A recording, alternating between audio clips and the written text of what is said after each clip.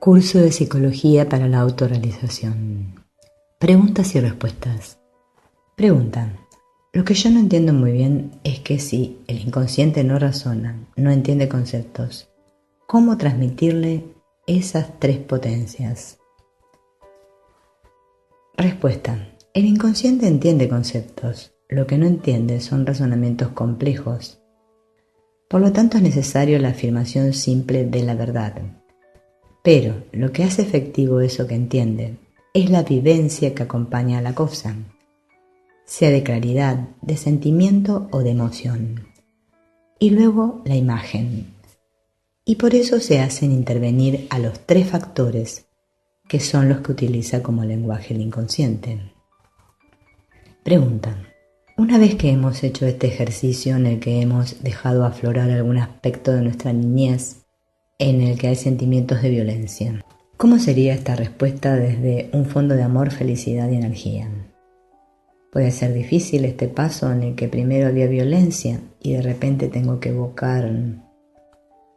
Respuesta. Pues no, verás que no es tan difícil como parece. La violencia verás que es como una reacción superficial y que si eres capaz de evocar un sentimiento profundo tuyo de bienestar, desaparece la razón de la violencia. La violencia es un mecanismo reactivo de defensa. Ataco aquello que me amenaza. Pero si yo no me siento amenazado porque estoy viviendo una dimensión mía más profunda y más sólida, entonces se cae sola la violencia. Y por eso este trabajo va produciendo su propio efecto. Pregunta. ¿Y suponiendo que no lograra, en una vez solamente, actualizar estos sentimientos? Respuesta. Ya digo que esto hay que hacerlo incansablemente con mucha paciencia y buen humor. Pregunta. Sí, pero lo que no sé es que si debo evocar la situación original cada vez de mi infancia o puedo salir en el estado que tengo. Respuesta. En esta fase del ejercicio no es tan importante la situación particular, sino el mensaje que estás dando a tu mente infantil. Por lo tanto, lo que interesa aquí es repetir eso aunque de momento no sea aplicable. Es una fase de reeducación de la mente. Pregunta. ¿Se puede hacer también con situaciones que sean positivas de la infancia? ¿Me ayudaría más? Claro. Respuesta. Claro que sí. Después ya verás que se hace con todo. Pregunta. Si estamos actuando profundamente con estas tres potencias o con la potencia unitaria diariamente, ¿podemos llegar a ser espectadores de nosotros mismos? O sea, funcionando con toda nuestra potencia. ¿Podemos a la vez también ser espectadores de nosotros mismos? Respuesta. En efecto, se puede y se llega, pero espectadores que a la vez están funcionando al 100%. Pregunta. Para no liarnos mucho con las palabras, ¿la mente infantil es el inconsciente? Respuesta. Es el inconsciente en su aspecto más profundo. Pregunta. ¿Pero no se interpreta como el subconsciente eso? Respuesta. Da igual. Ponle subconsciente si con esto encaja en tu esquema mental. Ponle subconsciente.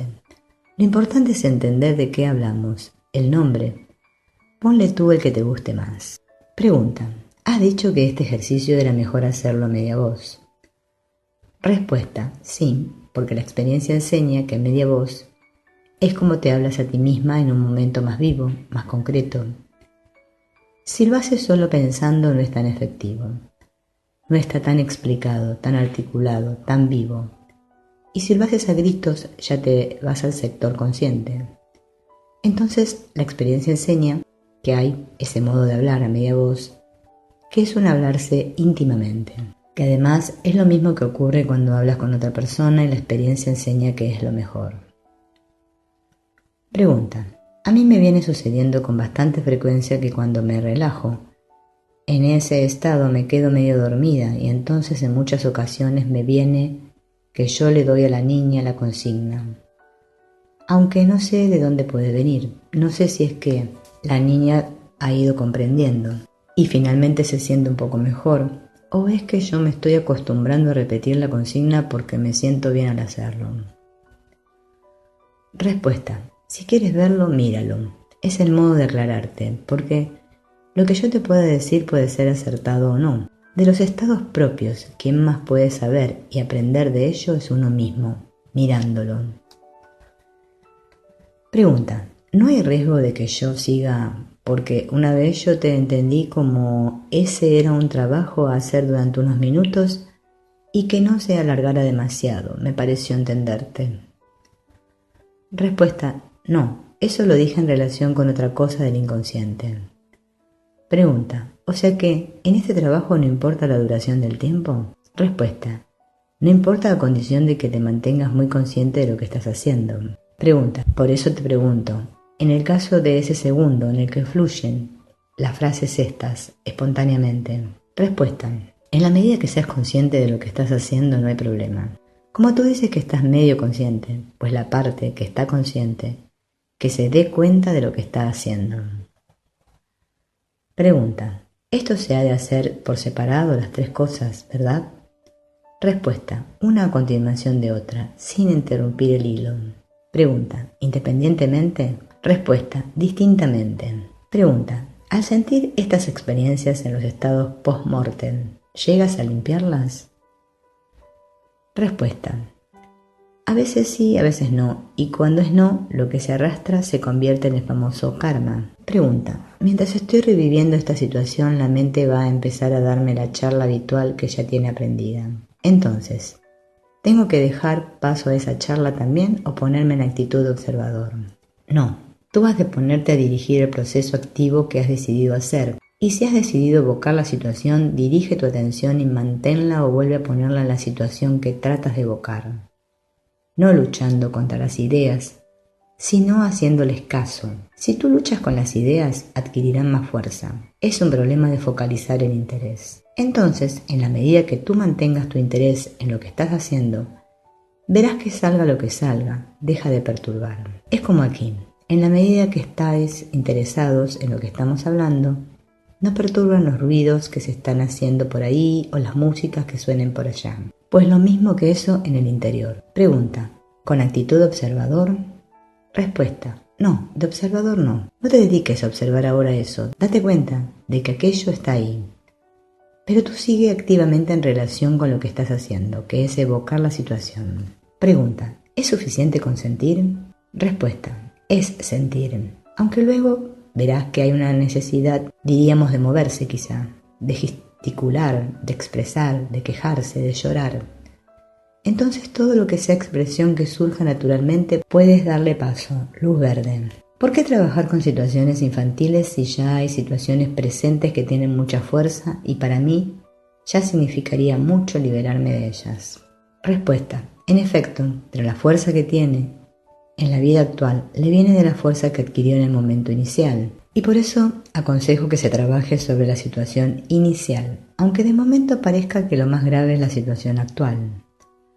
La fuerza de la situación actual se apoya en la situación infantil, y si no resuelves lo infantil, que es como los cimientos, como la base, te será muy difícil eliminar la parte actual. Pregunta: ¿y este trabajo con situaciones infantiles hará que cambie mi forma de ser actual?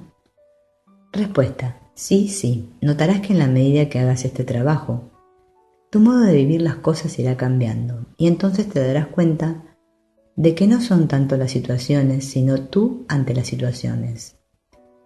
Curiosamente, cuando cambias tú ante las situaciones, ellas a su vez cambian, aunque parezcan inamovibles. Pero el trabajo está cambiando a uno, que es lo que depende de uno. Hay mucha gente que se está esforzando en cambiar situaciones y si al final consigue cambiar la situación, vuelve a renovar otra vez el mismo problema en otra situación, porque el factor problema es de dentro. Y si no se cambia lo de dentro, se irá reproduciendo el problema, sea cual sea la situación exterior. Pregunta: ¿el nivel de donde surge la risa o el llanto indica una mayor profundidad? Respuesta: cuando la experiencia en sí es de risa o de llanto, así es. Pero a veces la risa o el llanto no surgen del nivel de la situación, sino de una reacción frente a ella. Pregunta: para intentar evocar esta situación, ¿daría también el mismo resultado si realizáramos continuamente o varias veces esa misma acción que recordamos? Respuesta: a veces esto es factible, pero otras veces no, sobre todo cuando tú eres víctima de la actuación de otro. Pero yo recomiendo que se haga como ejercicio especial durante 5 o 10 minutos y que luego uno se olvide de ello. Pregunta: ¿y qué sucede cuando la niña surge en situaciones serias entre adultos? ¿Hay que darle salida o reprimirla? Respuesta: tu comportamiento en la vida diaria ha de ser siempre dirigido y controlado por tu mente consciente actual, aunque con ello implique el mantener a raya a esa niña. Pero en cambio hay que saber encontrar unos momentos para que la niña se exprese a su aire. Por un lado, disciplina. Por otro lado, en otro momento, plena libertad. Pregunta: ¿el problema es que la niña tiende a salir en las situaciones más inoportunas? Respuesta: y es natural que así sea, porque en general nuestro niño o niña suele ser mucho más inteligente que la parte adulta, y cuanto más seria es la situación, más risa le da. Pero como se trata a la vez de seguir viviendo y que no te metan en un manicomio, debes comportarte de un modo aceptable, aunque sea diciendo a la niña: tú cállate que luego ya nos encontraremos. Son necesarias las dos cosas. Lo mismo una actitud de decir: ahora basta, ahora hacer la persona seria, que en otro momento correrse la gran juerga.